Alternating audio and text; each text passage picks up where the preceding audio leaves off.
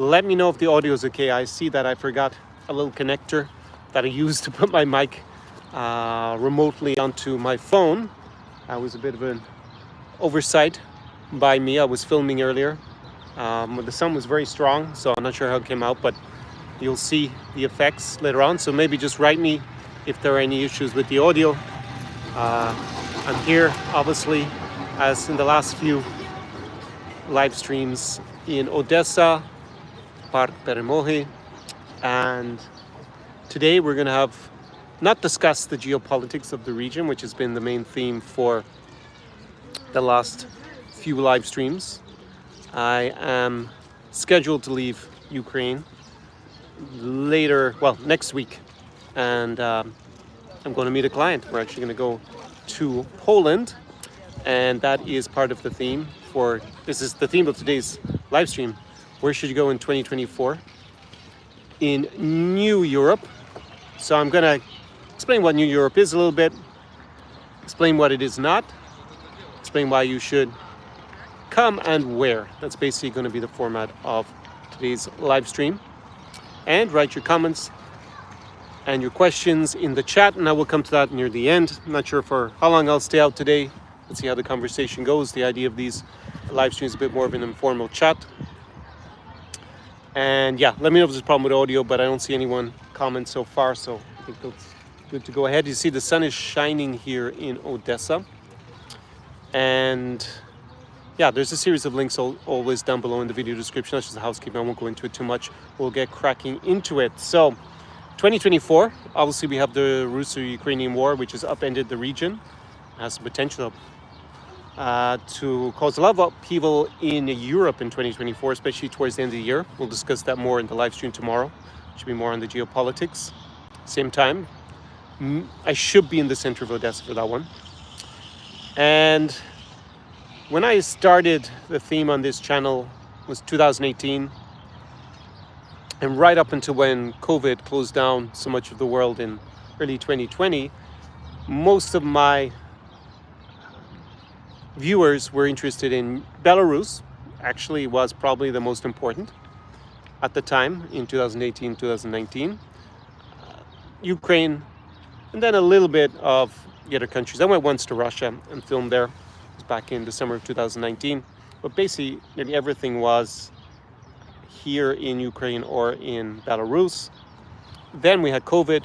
I actually spent the entire COVID period right up until 25th of February 2022, the second day of this extended Russian invasion of Ukraine here in Ukraine. So most of my content was nearly exclusively about Ukraine.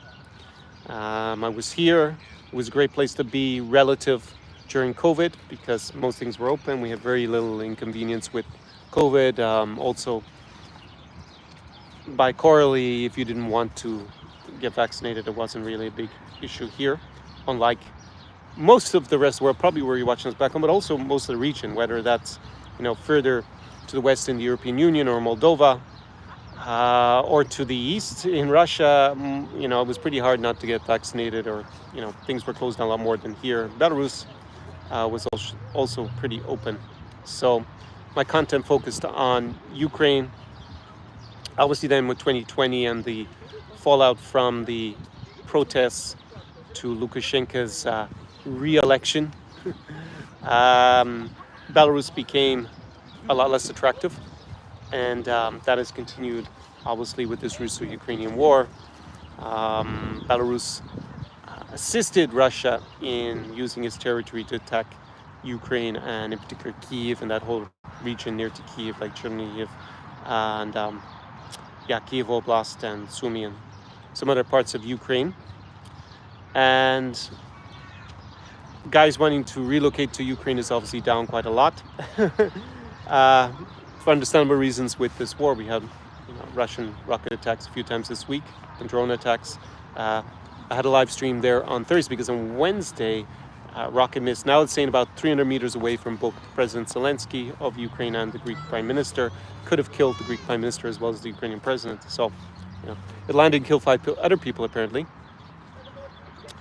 And with the Russo-Ukrainian war, not just Ukraine has become less attractive to move to, also Belarus and also Russia. Although we'll discuss that for a few seconds, maybe a minute or two in a few moments. So what I have been doing with my clients since then is focusing on alternatives to Ukraine primarily, because before the invasion, most of my clients were coming to Ukraine. There were some of them had moved to Belarus, and I don't think anyone actually moved to Russia. I had one client who was thinking of moving to Russia, but no one did, as far as I know. I'd have to think. Maybe one person did, but it was tiny basically. Nearly everybody was moving to Ukraine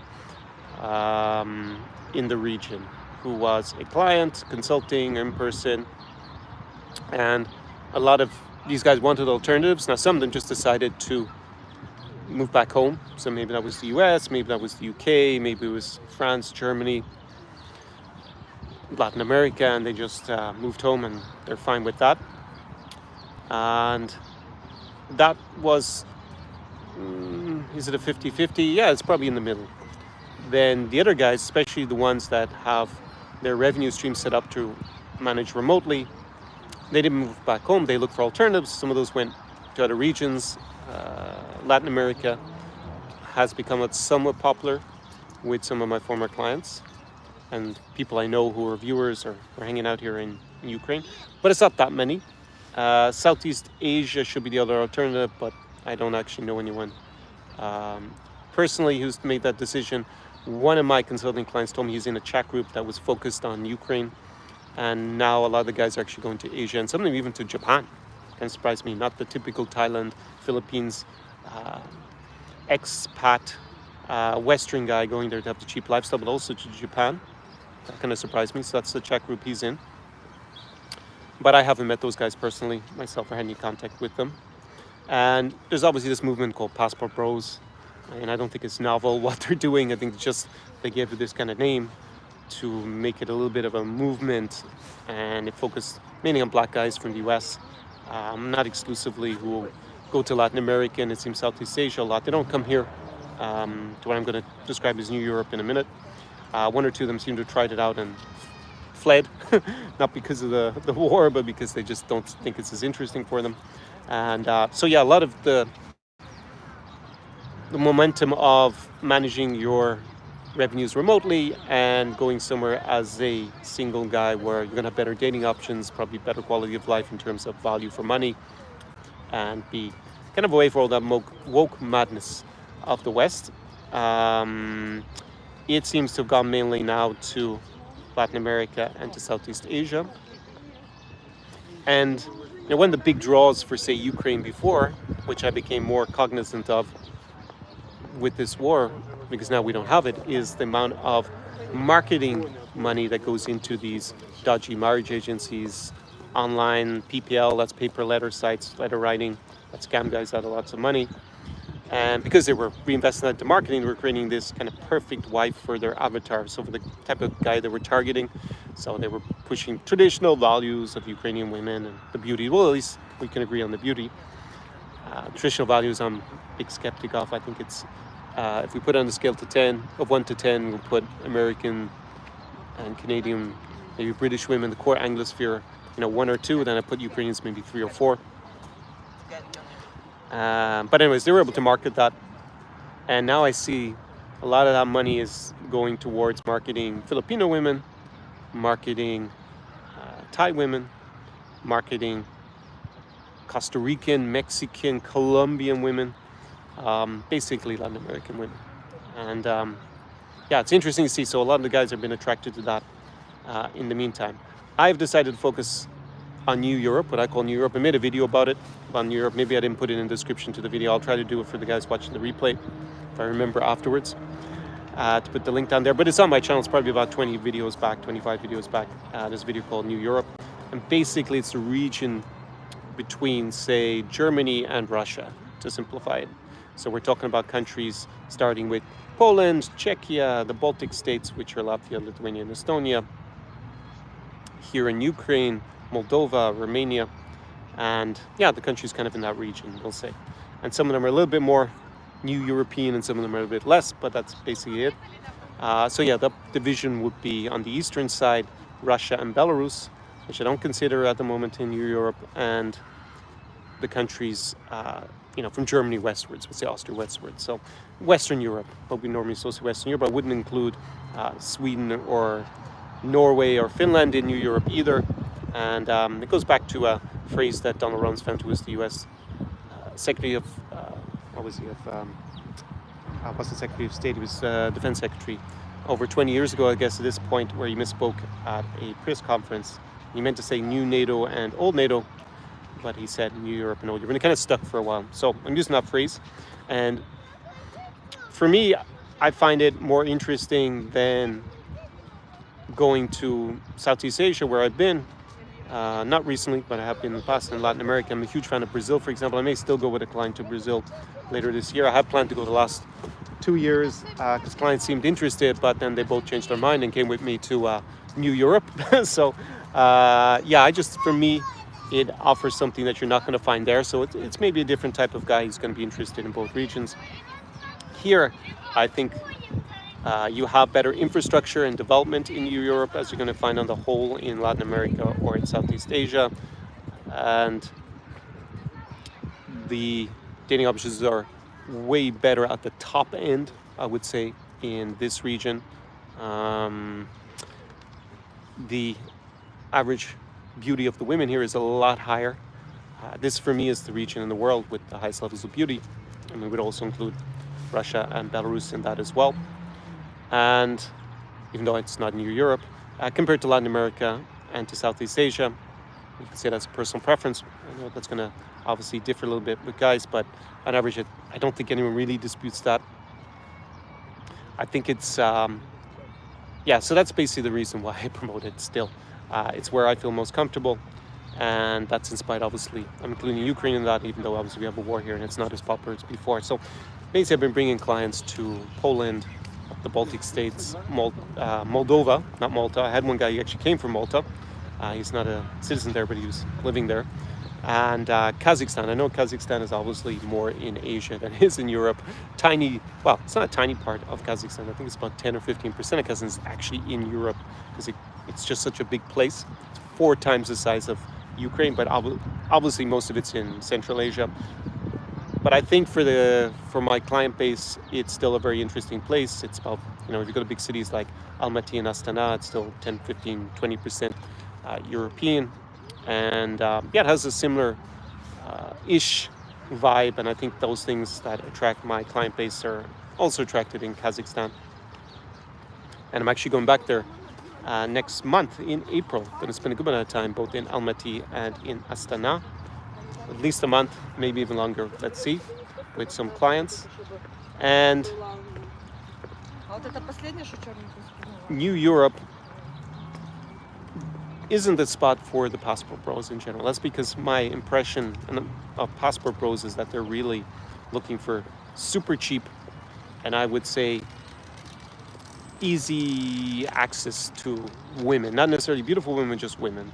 Better than they can get back home, which in general tends to be very low. Obesity is a huge problem, obviously, in America, Canada, the UK, so the core Anglosphere. And although a lot of parts of Latin America, it's not great on the obesity front either, in my experience. But Southeast Asia, definitely people are very slim. Here, people are very slim. But here, it is not as cheap, with the exception of Ukraine, because with this war and the weakening of the hryvnia by about 30% at the beginning, it's probably the cheapest part of Europe at the moment. But the other parts of it, like Poland, which is in the European Union for almost 20 years, the Baltic states, which are in the European Union for almost 20 years, their economy is a lot stronger. And as a result, they don't have a super weak currency either. The Baltic states have the euro, Poland has the zloty, and it does move a little bit vis-a-vis the dollar and the euro, but not a huge amount relative to what it could. And it will presumably eventually join the Eurozone anyways. Same with Romania and with, definitely we're talking about Bucharest and Chisinau in Moldova. So they are more expensive than Southeast Asia and Latin America, although that changes, of course, in the country. I've been told that Colombia's gotten a lot more expensive recently. So a lot of these guys are going elsewhere, probably Central America, looking for a cheaper kind of lifestyle. But I think the real key thing is on the dating side, because whilst in general, on average, women here are the most beautiful in the world, in my opinion. I think most guys agree with that. Definitely guys who watch my content. It's not like shooting fish in a barrel. It's not super easy, especially if you are a typical core Anglosphere guy coming, don't learn foreign languages, you're relying on English. Maybe you're relying a good amount on the allure of being from America, Canada, UK, and maybe in general struggling with the ladies back home. So you come to, say, Poland, and yeah, for most Polish girls, you're probably not going to be that interesting. That's the reality. You're probably not going to do much better with the Polish girls than you could back in the UK or the US. Because in general, that allure of, say, having the American passport is not that unusual. There's so many Americans in the region. And Polish girls travel a lot, their own economy is doing well, they don't want to leave in general, or the ones that did want to leave, they already left. I think that's probably the most common thing. Those girls have already gone. So, yeah, not saying it won't work out for you, but chances are it's going to be a long shot, looking at the experience that I see with foreigners there in Poland in particular, where there is probably with this war, a lot of guys relocated there. And I very rarely see a core Anglosphere guy, because Poland's also the West, so we'll say guy from North America or from the UK with a pretty Polish girl, if he doesn't speak Polish or have a good, very high level local social circle. I'd be struggling to think of many. On the other hand, there's a big diaspora, obviously, of Ukrainians, so a lot of Ukrainians have gone there, and a lot of Belarusians, so you do see prettier Ukrainians and Belarusians sometimes with these kind of guys, but it's not that common, I would say. So that is why I think for Passport Bros, and I watched some of the leading channels of these guys who identify as Passport Bros, and they said, yeah, the girls were pretty beautiful here, and then they all left and went to Latin America. That's basically where they all went. So that tells you they voted with their feet. They just didn't seem to really have much success. A lot of the guys, one of the guys I watched, what's his name, Austin Holloman, yeah, he said he seemed to have a little bit of success in Romania, but then he claimed he was fetishized as a black man. Yeah, I'm crying for the guy. Yeah, he didn't seem to really enjoy it that much, and they left and went to traveling all around Latin America. So I think that's probably indicative of where those guys go. So it's for a different type of guy, probably a guy with more financial resources in general, because it's not as cheap to live in a place like Poland as it's going to be somewhere in Central America or Southeast Asia. And probably going to have more of a gringo factor, foreigner factor in those countries. And if you're not as fussy about the level of beauty you're going for, then probably that makes more sense. But if you're looking for women who are more beautiful, the 9s and 10s as I talk about on my channel, then definitely this is the region for that, even for 7s and 8s. Of course, you do have that in Latin America as well, in particular, in some parts of Southeast Asia. But you'll find that, yeah, there's just a lot less of them. So it's a bit more of a challenge, I would say. Even if you learn the local language there, like you learn Spanish and Portuguese, which a lot of Passport Bros seem to be willing to do. The guys who come here also, who I've noticed, who could be classified maybe as Passport Bros, they're normally against learning Polish or Russian or Ukrainian or Romanian for some reason. Romanian should be easy to learn. I don't know why they don't learn Romanian, but maybe they're just more familiar with Spanish because it's taught a bit in the US. So that's what I mean by New Europe. It's this region here. And for me, having spent so much time in Ukraine, before that in Belarus, a little bit in Russia, it's, I think if you're interested more in that kind of higher level of beauty, and also the culture is different in terms of the dating culture. Women are less financially emancipated compared to, say, the core Anglosphere. And a lot of guys are looking for that. And I wouldn't say they're traditional in the sense, not cooking and cleaning and scrubbing and baking cookies all day. This is a ridiculous stereotype pushed normally by the dodgy marriage agencies. But yeah, hot 22-year-old Ukrainians and Polish girls, maybe there's an odd one who's like that, but that's not the norm. Instagram is everywhere. And as well, and that is a key thing to be on yourself. That's what I recommend to my clients. So yeah, I would say that's the main thing. Level of beauty is very high. Cost of living is still attractive vis-a-vis, in terms of the value you can get vis-a-vis New York, LA, London, Paris, even Berlin. Nowadays, Berlin has got a lot more expensive. And yeah, you're away from the kind of woke madness of a lot of core Anglosphere, which I think there's even a backlash against now as well. I think that's probably hit its peak. And I would say there are the reasons to be here, outside of if you happen to, really love the food, like here in Ukraine, and other parts of the culture. I mean, there's obviously individual reasons to come to this general region. I happen to focus on those countries I've outlined. I also think Czechia is a pretty good option, so Prague. I just haven't gone there personally and filmed. But I think it has a lot of the elements you're going to find in Warsaw.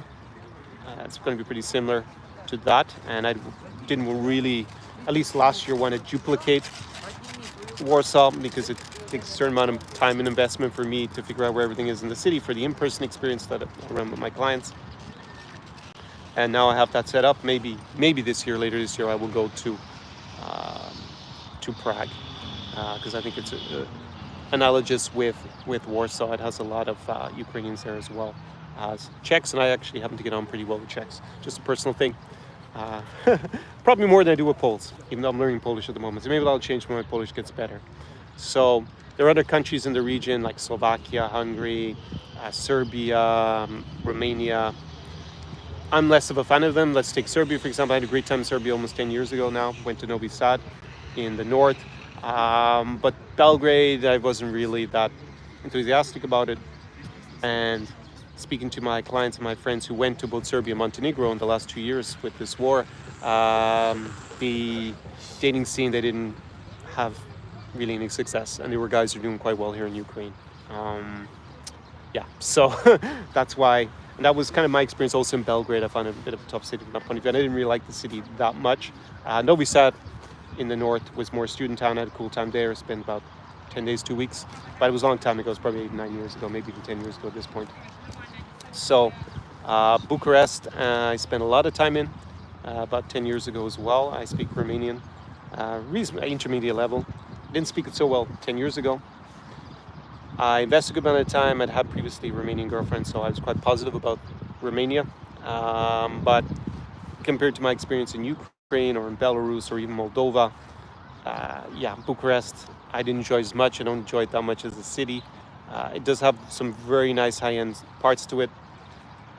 Just overall, I preferred being further east. So that's why I don't go there and promote it. I just spent a month in March 2022 in the city with Angela, and I had a decent time there, but I wasn't a single guy there. And also the feedback I get kind of confirms my impression, what I had 10 years ago about why I decided to move on. But it's not a bad choice, and it's all down to where you're comparing it to a certain extent. So there are other parts of New Europe that I don't cover. I also don't go to Georgia. I may go to Georgia. I like the food from Georgia, but I think it has very attractive visa. It's effectively visa-free to stay there, tax-free if you don't make money within Georgia. So if you're online, if you're an online worker or business entrepreneur, then a certain number of guys go to Georgia. Local dating scene is not attractive, and that is the main feedback I get from guys that, why did I decide not to stay? Why did I move on? I had a client who came in person and he was horrified of his 1 month in Georgia because he went because it was visa free for a year. You just have to leave after 1 year and come back again. But, if it was that attractive, how long could they have that policy for? Because it's for a lot of countries. Many African countries also have that deal for at least some. I saw Botswana was on the list. Botswana is not. It's not relatively, in Africa we have maybe a lot of people have this impression everything's terrible, but Botswana is probably one of the better parts.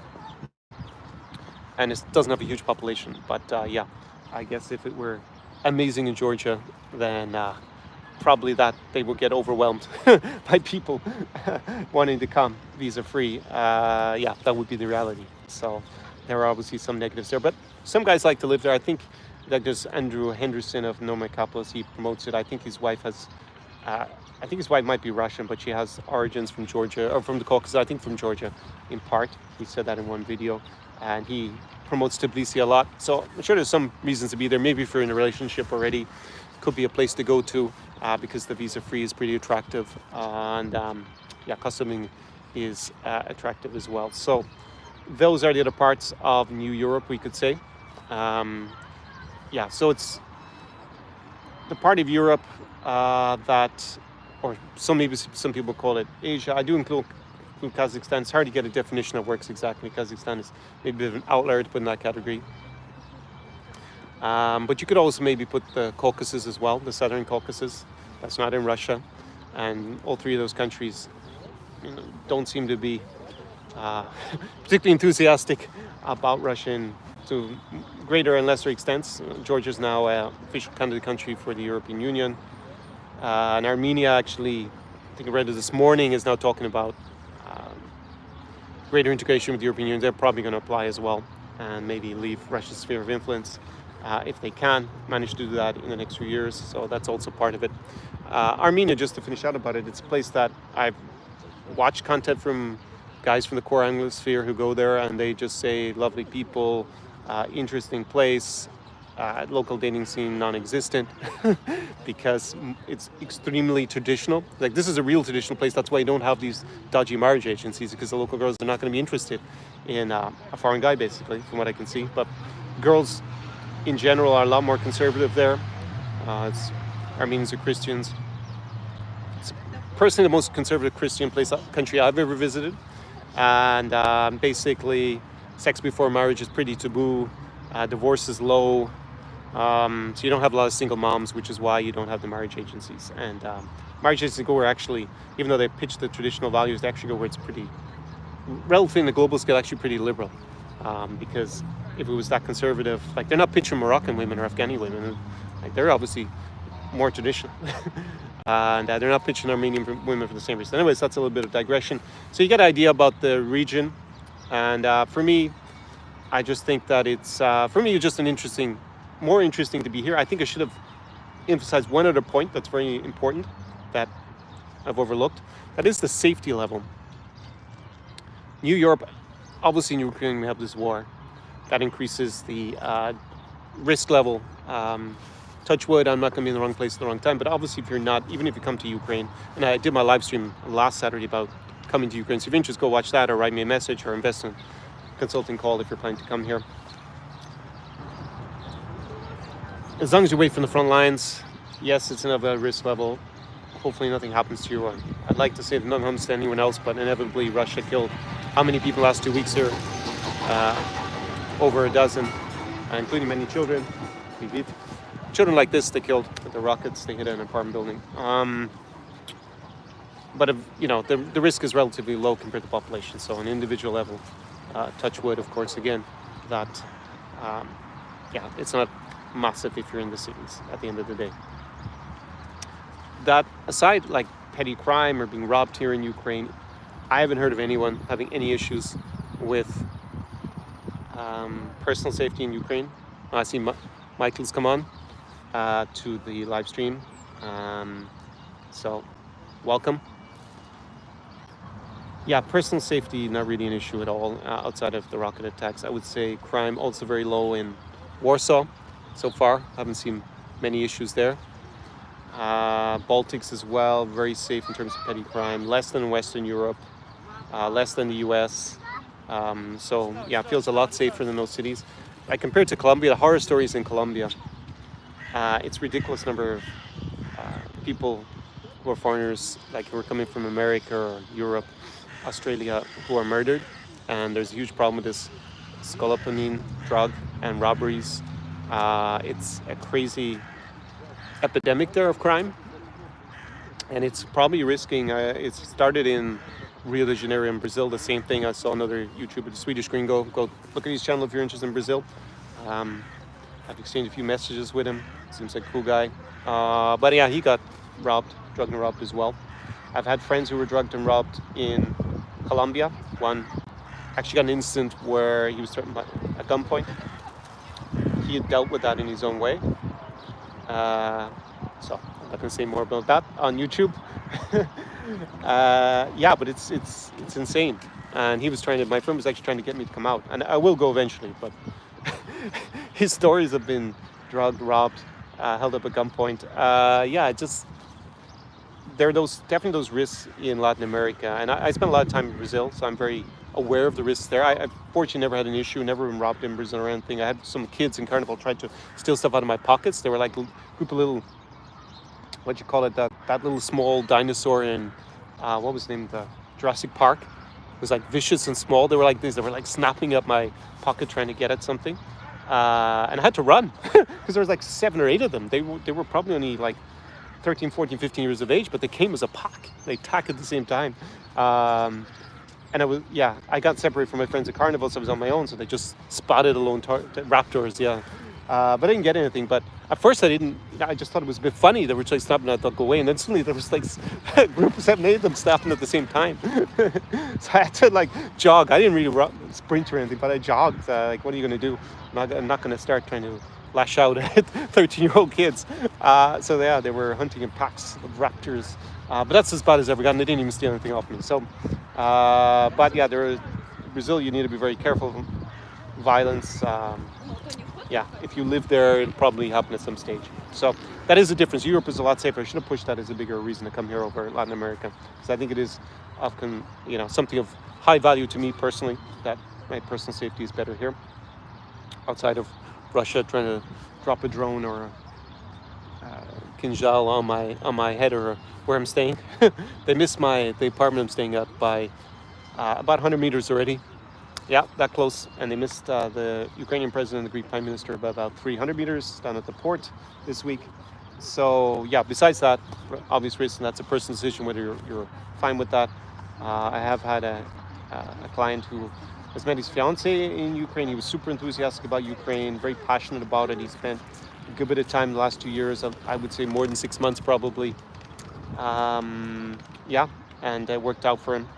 But it's a personal decision whether you want to come here. But definitely the whole region in general, just for me, it offers a good balance in terms of the value you get for money, the dating options for single guys. If you really invest, but you can't be, can't just show up. You can't be an obese 55-year-old sexpat and think that, other than paying for girls, really prostitution. Those guys go to Southeast Asia for sure. I don't think they should go to Latin America because they'll probably get robbed and maybe killed, unfortunately. Not wishing that on anyone, but we see what happens. Maybe Southeast Asia doesn't seem to be as violent. And I do see guys. I did have a consulting client once who gave up in Ukraine, and he was in that category. Rural guy from the US, overweight, not looking particularly attractive even for a 55-year-old or 50-year-old guy. Went to, I think he went to Thailand, actually, not the Philippines, but he met a Filipino, easily 20-year age gap. Not sure how much he had to sponsor a lifestyle for that, but, he met someone. So I think for those guys, and there's another YouTuber, Tim K, he documents all that. He's a guy who's definitely well overweight. I think he said he's in his 40s. He has a 20-year age gap. He has a child with a Filipina from the provinces, so from an island somewhere. And yeah, I mean, you can watch that kind of content. If I think that's a better bet for those kind of guys who want that. I think coming to this region, you're 20 years too late. I wouldn't say you should do that. If you're more realistic expectations and you're 55, then then it can work out. Like single mom in her 30s maybe might be a good option for you. But yeah, if you want more advice than that, I have my consulting down below. So let me, before I talk, I look at your comments and questions. Let me just say, where I see things going, because I've talked a little bit about the dodgy marriage agencies, as I call them. Some of them are dodgier. There are some honest matchmakers, as you have in every region in the world, right? Matchmaking's not exclusively for this region, obviously. But what I see happening is the Ukrainian bride business is on life support, as it has been for most of the last 2 years. And most of the main actors have either left the market or heavily pivoted away from it. You've seen a number of views on their videos, or even the ones that still publish about it, it's a fraction of before. And the views of my videos are also a fraction of before because I deal with this region still, and the interest has gone away with the war. And a lot of the new interest or alternative interest is Latin America and Southeast Asia. And I may go to Brazil still if this client comes through, we need to discuss. He wrote me earlier today. But anyways, I'm not sure when we'll go, probably later in the year. So obviously made some reaction videos to what's left of the Ukrainian bride business. They are still trying to pitch kind of more and more desperately. Now their latest line is like, oh, there are no men here in Ukraine because their arguments they're all dead at the front or at the front or something, or fled the country, and there's all these desperate Ukrainian women. That's not the case. You probably saw a good overview of men walking behind me as well as women. That's normally I get in comments under these videos, like a lot of guys, especially guys I guess who watch Russian propaganda or pro-Russian propaganda, they don't think there are any men in Ukraine. Well, Russia would have already conquered here if that were the case, obviously. So you'd think that they would they understand that. So basically, because so many women left at the beginning of the war, especially the single women, there's still a gender imbalance. So there are more men, single men that's my impression, right? Here on the ground. I'm the only person in this space who is actually here talking about it at the moment. Those other people who are either dating coaches in inverted commas or they're matchmakers, from what I can see, none of them have come back to Ukraine in 2 years. This country has changed dramatically. They might be talking to some green card girls, some women who want to emigrate to the US and are desperate because, that's what they're looking for. And they're telling them, oh, I can't find a man in Ukraine. Well, obviously, if they want to move to America, that's probably ipso facto. Because the American guys are not coming here and they're not meeting them otherwise. So yeah, maybe that's the kind of woman that they're talking to that then comes to their agency. But the reality is that the gender imbalance is equalized quite a lot since 2022. I would still say that there are more single men here than single women. I'll say that statistically, looking at the stats from Ireland, where it's like women over 30 who are unmarried are 3 times as many as men over 20 who are unmarried coming to Ireland. And there's like over 100,000. So it's a pretty big data set, a significant one. So that indicates that there are a lot more single women who are outside the country than here. Of course, a certain number of Ukrainian men tragically have been killed in the war. We don't know what it is. Zelensky says it's 31,000. I would say it's higher than that. I did a back of the envelope calculation probably almost a year ago, and I thought it was about 30,000 then personally. But it's a pretty wild guesstimate, right? Because they don't release the figures. So how many have been killed in the last year? Since then, tragically, probably a lot more. So is it 40,000, 50,000? It's not what Colonel McGregor says for sure. I think last I saw he was claiming was 500,000. Was he claiming 500,000 dead or something crazy? It wouldn't make any sense, the figures he claims. There'd be no Ukrainian army at all. So this guy is just, he's made a huge career out of just making stuff up from what I see. He doesn't back it up in any evidence or anything that's logical from here on the ground. So definitely that tragically has happened, and there's been a lot of guys who've obviously been invalided. And a certain number of guys who've decided to leave. Men between the ages of 18 and 60 officially can't leave without permission, but there's probably a whole network smuggling guys out. Let's be realistic about it, because a lot of guys maybe they don't want to serve in the military, or they actually just want to make money in Western Europe. Because now being Ukrainian, Ukraine is being a Ukrainian passport is quite strong at the moment, and for those guys, they can probably make a bit of money in Germany or if they get to Ireland as well. So that's their incentive to leave. So I think it's equalized a lot. There are, like where I live in Odesa in Arcadia, there are a lot of beautiful women here, I've got to say. So, but are they single?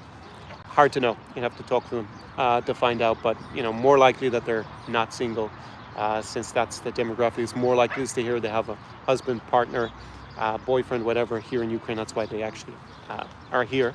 But a lot of girls have come home who are single as well. So that's what I'll say about that. And these matchmakers, whilst most of the money has now left this region, so you're probably not going to get pushed as much. What I've noticed, though, is that there's hardly any of them left. So I'm only talking about 1 or 2. But what I've noticed is at least one of them in particular is now targeting the pro-Russia crowd. So kind of, I guess, MAGA Republicans who support Russia. So they watch all the pro-Russian talking points from Tucker Carlson, or I don't know who else is there. Marjorie Taylor Greene is the politician pushing probably the most vociferously in the U.S. Congress. Yeah, Elon Musk, of course, David Sachs, they pump this out every day. So people in that sphere, they support Russia, either really overtly, like they really want to see all the Ukrainians killed and destroyed and Russia to win, or they're just like more leaning pro-Russia, like they say, oh, I want peace, I love both Russians. They'll say they love both Russians and Ukrainians, but so Ukraine should basically surrender is what they mean. So basically they're pro-Russian, but they're not as maybe, they don't articulate it as strongly, but that's their preference. Maybe it's not a strong preference. So there's definitely a targeting of those guys. And it's interesting because there's on another level, because I saw some studies from the US, or at least one study that said that the two demographics who struggle the most in modern dating in the US are those who are radical feminists, so far left women, and then guys who are MAGA Republicans, or I don't know if that includes all the MAGA, this is a pretty big group, but we'll say the more extreme parts of it, of MAGA Republicans are what they call the far right. They also struggle the most in dating. So you got two demographics that are very, very unhappy because the preference of, they're more likely, women are more likely not, let's see, what's the way to phrase this? Like, maybe it's easier for us to conceptualize it first with the radical feminists. Most men are not interested in dating radical feminists. So radical feminists have less options as a result. They need to find a male feminist, right? On the other extreme, those that are more likely to be, those guys are more likely to be pro-Russian or support the far right, or the more to the right of the political spectrum. So I'm not sure if really far right is the right. Maybe alt-right is a better term. I'm not really sure which way they self-identified. I mean, I've seen them derogatorily described as the woke right. These guys also, most women don't want to date them, right? It's like a huge turnoff for the majority of women. So they have less options, and then because they can't find what they're looking for, just like the radical feminists in general, are more likely, then pitching them these traditional brides obviously makes a lot of sense. Blame the women back home, they're terrible, blah, blah, blah.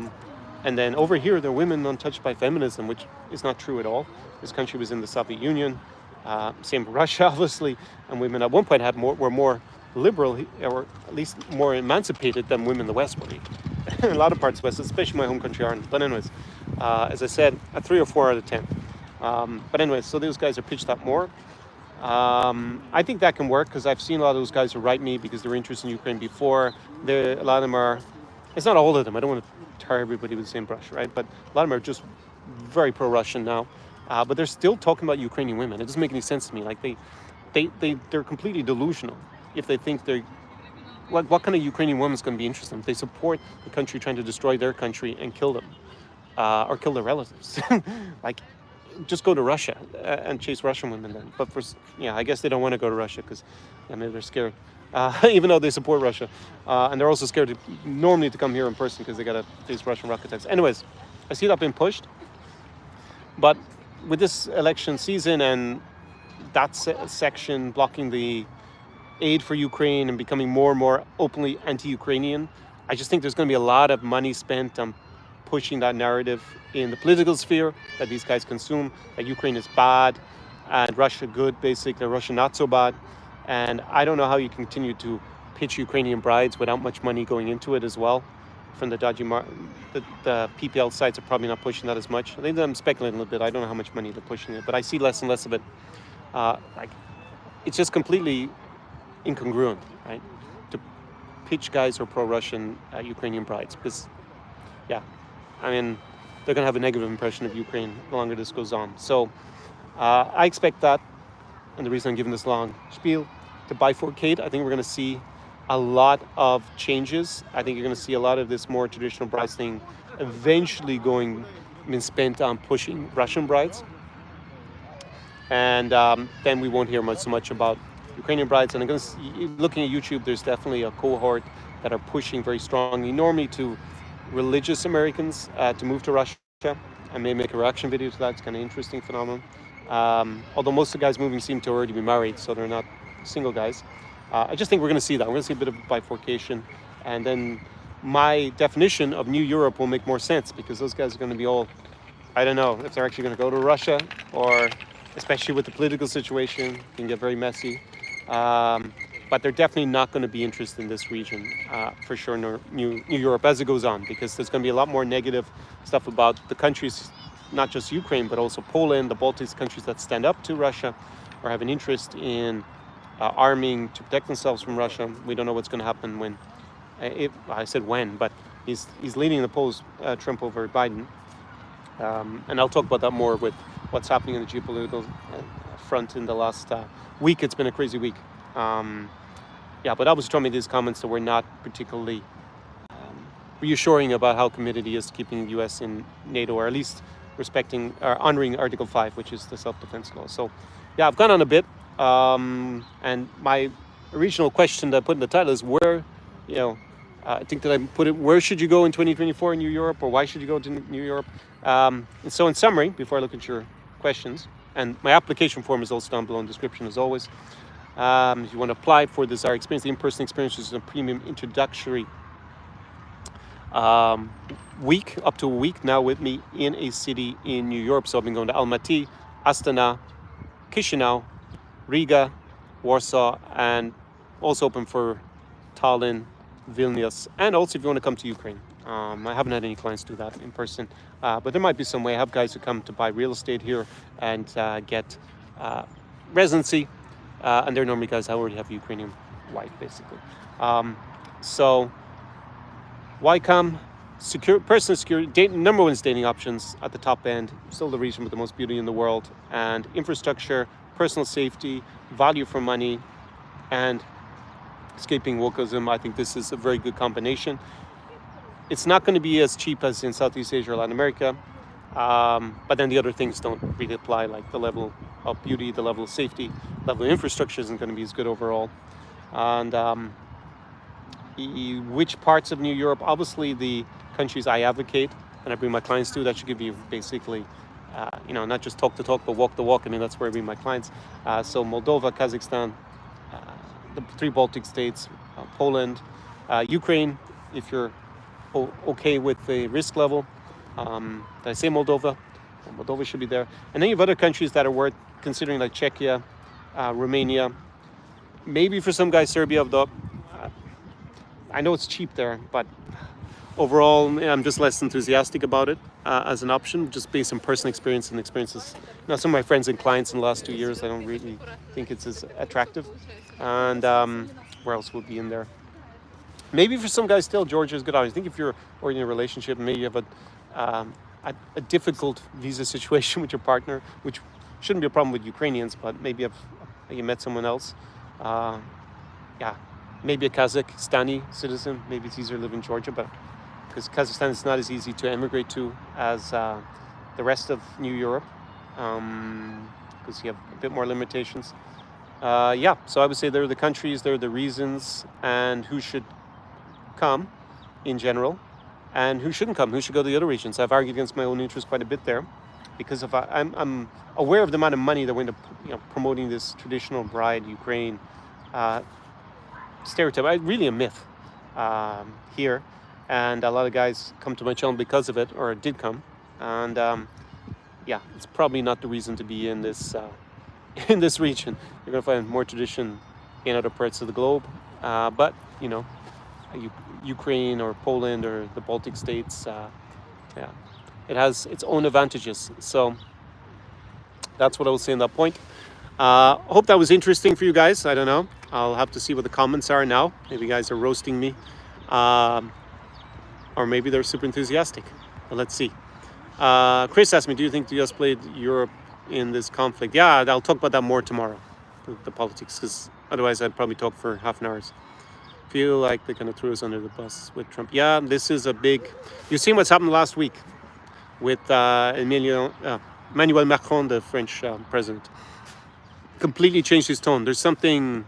I wonder if he's got intel about something Russia's planning, and then he's just decided America is no longer the indispensable ally, and they got a plan for a terrible contingency.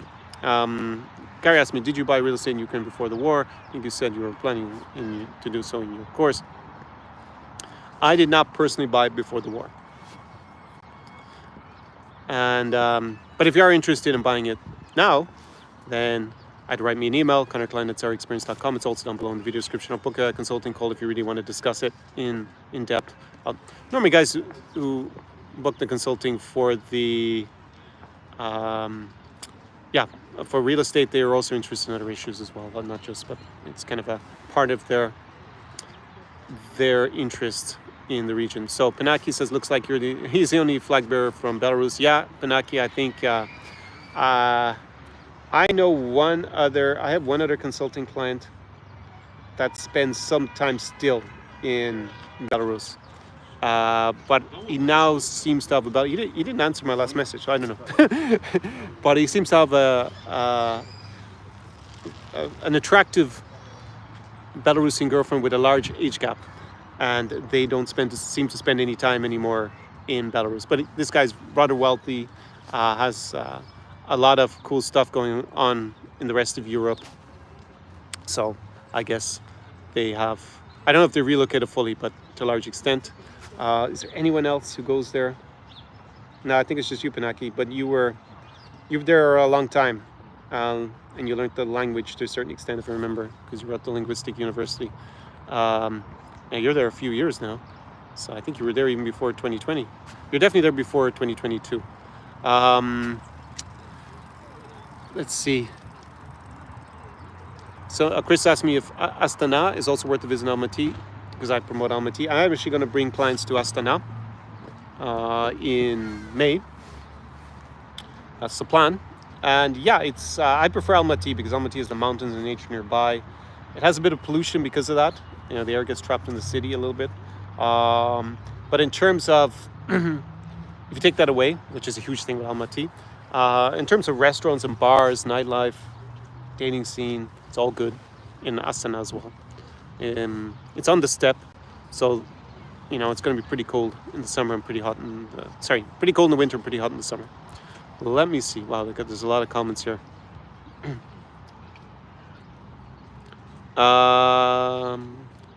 Thomas O'Malley sounds like an Irish name. He says he's thinking of spending July in Romania to hike in Transylvania. Yes, go to. I mean, these not secret tips or anything. But yeah, I love Transylvania, one of my favorite regions in all of Europe. I have a vlog from there from 5 or 6 years ago. I went with a friend. I'll go to Sibiu, Brasov, Sigmașoara. Where else did we like? That famous road to drive that I always mispronounce, Transfargashan. Is that how it's pronounced? What else would be good in Transylvania? There must have been some other small towns. You can go skiing in the winter.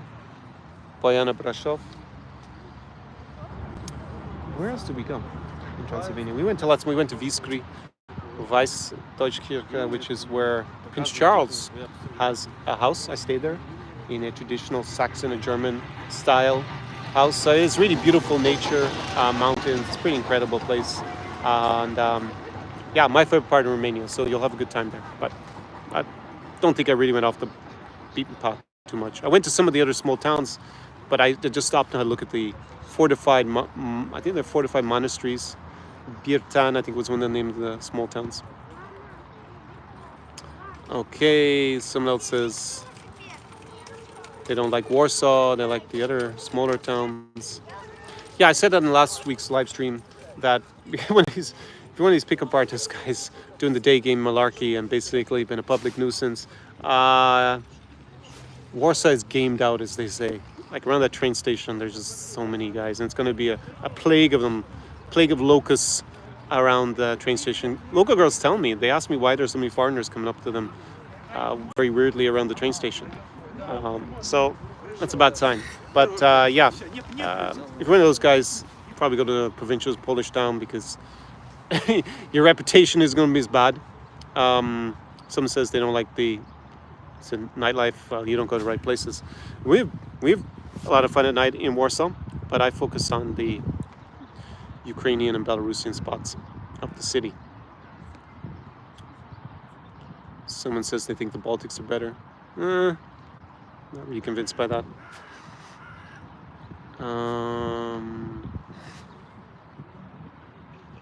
Chris says Armenia was betrayed by Russia. Russia's supposed to provide a military guarantee for Nagorno-Karabakh region. Yeah, since that happened, and Armenia feels more threatened, seems to be a big change there, and France has also signed a few agreements with Armenia. So I think Armenia does not have a border with Russia. So Not sure Russia's going to threaten it directly. They're going to have to go through somewhere else.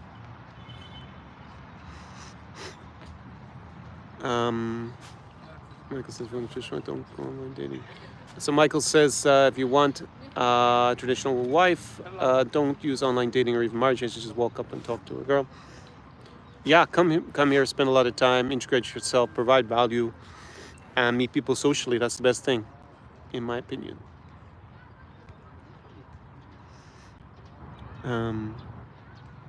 Yeah, Latin America is popular with Americans with remote jobs. Wayne says Brazil is a huge wealth distribution problem. Yeah, there's super rich and super poor there.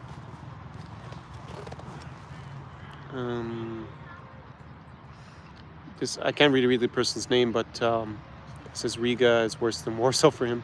Riga, again, if you're not high value, in the girls' eyes, when I say high value, right? High value man is the man women want to be with. It's not your contribution to society, although that does overlap. It's not what I think about you personally, whether you're high value or low value.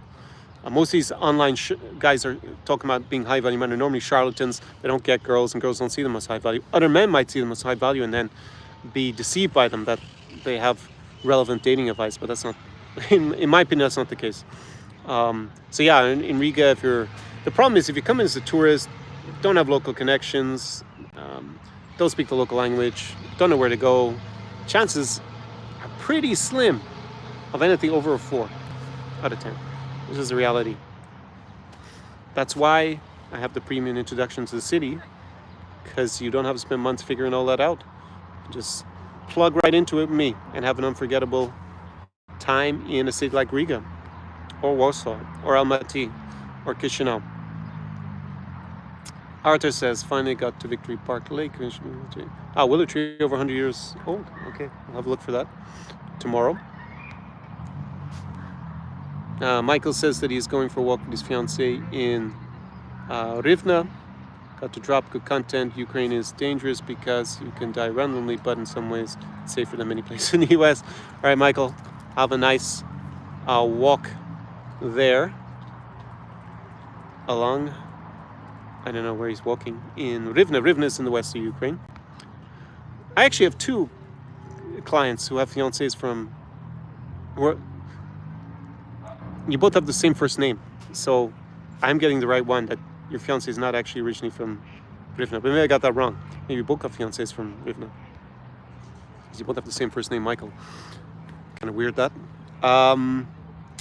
If you're a masculine intelligent man, exactly, there's a long message there. If you are a masculine intelligent man with great determination, mental and psychological resilience, and you own and control your own businesses and multiple income streams, fit, healthy, handsome, the world is yours. 100%. But that's not the typical guy that was lured in by the advertising from the dodgy marriage agencies. You can watch some documentaries online about how sad it is when these guys get scammed. But yeah, if you're one of those guys, world is your oyster.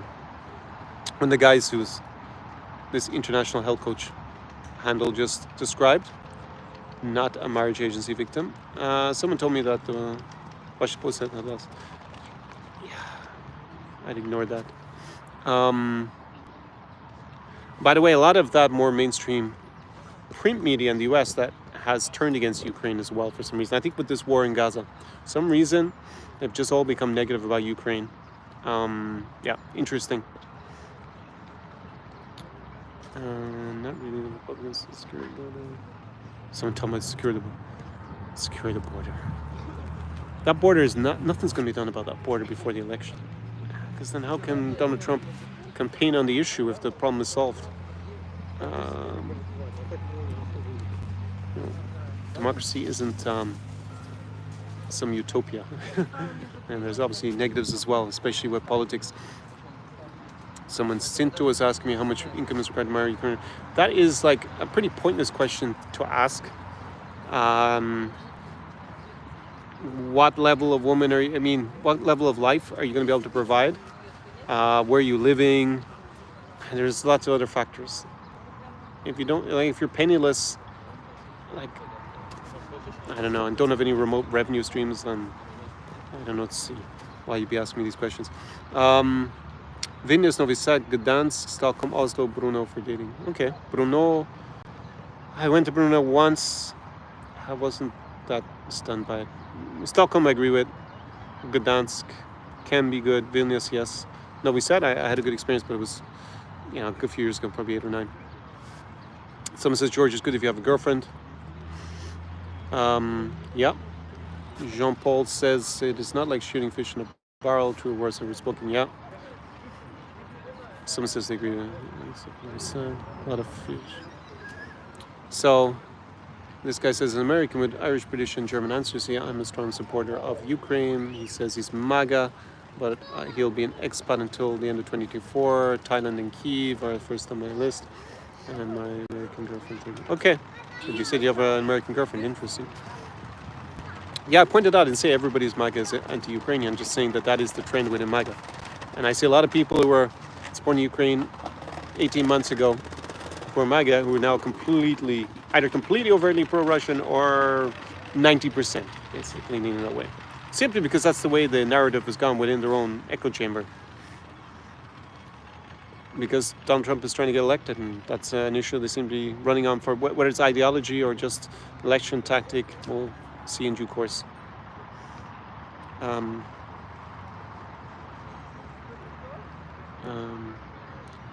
Someone asked me what professions are the most respectable in Ukraine. Wow, I don't know. What professions? I mean, I have a YouTube channel. That's a respectable profession, apparently, with the young and crunchy, young hotties. I used to be a lawyer. Sounds like it's going to be more respectable. Not so sure. It probably got me more status points being a YouTuber than being a lawyer. Maybe I don't know. Maybe it's a different demographic is impressed by each of those. Yeah, Paul says any profession that makes big money, Ukraine is all about bucks. Yeah, I think that's probably is a bit of truth in that.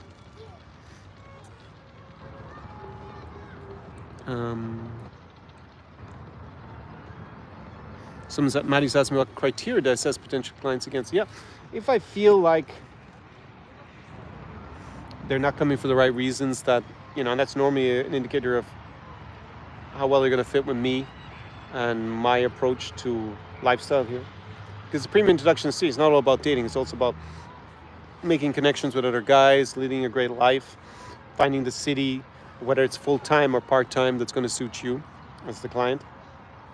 And whether you're someone who's coachable to a certain extent. I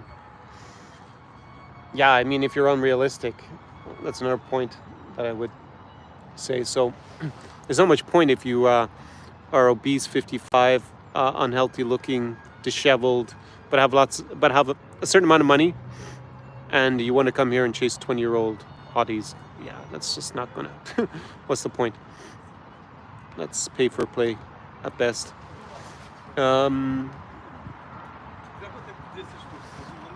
says they have friends in Kyiv and girls.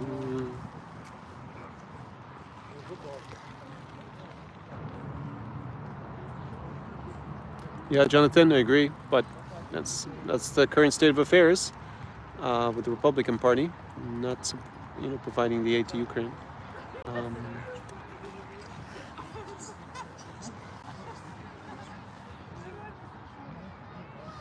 Okay, a lot of people talking about the politics, and I will have another live stream tomorrow on that topic. So the audio seems to have been fine. That's interesting. Maybe I don't need to invest in. Well, I've already invested in the little adapter, so I can put my mic here. I guess if there's any wind, it might be better to have that. But good to see that when I forgot it the one time that it worked out. So just to recap, down below all the links. If you're tomorrow we'll have the Geopolitics. So if you want to support that, become a member of the channel, or you enjoy these kind of more lifestyle live streams. The idea is that it's an informal chat. I put it back to landscape, as I said, because that was the request. Though YouTube doesn't promote the live streams on telephone as much to people who are not subscribed. If you put in landscape as opposed to portrait, it even gave me a pop-up. I had suspected that, but c'est la vie. It's a request, quality over quantity. And yeah, if you think that you are a good fit for the in-person experience, then down below is the application form. Also, make sure you're in my mailing list. You will end up on my mailing list if you fill out the application form. And there might be other ways that I can help you, even if it's not the in-person experience. So it's worth your while filling it out. In any case, someone asked me how was dating in Ireland. I wouldn't know. It's been many years since I was a single lad in Ireland. I did go back and was single, but it's over 10 years ago. I think it was 13 years ago. Wow. Maddie says, here's a question. Where would I like to sell? That's well, Ukraine for now. But things might change in that front. Touch wood, it works out. Ukraine wins this war as soon as possible. Maddie says, your girlfriend's Ukrainian. Do you speak Ukrainian or Russian with her? That's a good question. If you judge from my videos, we spoke mainly in Russian in the beginning when we met. That was because my Ukrainian was very beginner level. And now it's like low intermediate, I would say, my Ukrainian. And getting better over time. And then, when Ukraine wins this war, touch wood, there's going to be an economic boom with investment here. And speaking Ukrainian will be valuable because like all the official documents are going to be Ukrainian. It's going to simplify things to understand everything in Ukrainian. And definitely in Kyiv, it will be, it'll just be the main language. So here it's bilingual. So we speak more and more Ukrainian together nowadays. But yeah, sometimes we split it in terms of language. I would say in general that I speak very little Russian in Ukrainian nowadays. Even in Odesa, I speak 90% time Ukrainian. And then 10-20% time Russian. The south and the east of Ukraine, in my opinion, are now bilingual, and the rest of the country is Ukrainian speaking. But you can speak Russian, and I already said this in the last live stream, I think, but because I had a guy I knew from university speaks very good Russian, came to Lviv, and he said it's of no value to me in Lviv. Yeah, he just speaks English there, and he's learning Ukrainian, so. Yeah, of course here you could speak in Russian and there's no problem. But going forward, if you're deciding which one to learn, your focus is Ukraine, learn Ukrainian, it just makes more sense. Someone is asking Jean-Paul if he was a match guarantee client. Do tell if you were. That would be interesting. Jean-Paul says he had a few dates arranged for a few bucks through for AFA. Okay. Okay, Asborn, you're welcome. So David asks, what's the best city for a 55-year-old guy who has money and is in shape and looks good? Okay. What is the best city? Like Riga, the Baltics is like the region with the highest instance, basically, of blonde hair in the world. You take the whole Baltic region. And they're tall. So if you like leggy blondes, it's the land of leggy blonde. Latvia, the land of the leggy blonde. If you like more the... I said Latina look, but then one of my clients was like, no, when he came to Moldova, because he said Americans have a different interpretation of Latina than I do. Okay, fair enough. So more the Argentinian, maybe Latina look. You're going to find out more in Romania and Moldova. So, and girls are shorter there than they're going to be in the Baltics. And then in Poland, you have the huge number of Ukrainians and Belarusians. It could be 10 or 20 or 30% of the city center. I mean, it feels like that in some parts of Warsaw. So, if you like that look, you're going to find it there. And then Kazakhstan, yeah, it's 85% in the big cities are Asian and 15% European. So if you like Asians, they tend to be taller. And to me, I think they're way better looking than the rest of Asians. I think they're some of the best looking Asians. But, there's a little bit of mixture as well with Europeans. A bit more than the other parts of Asia, probably, overall.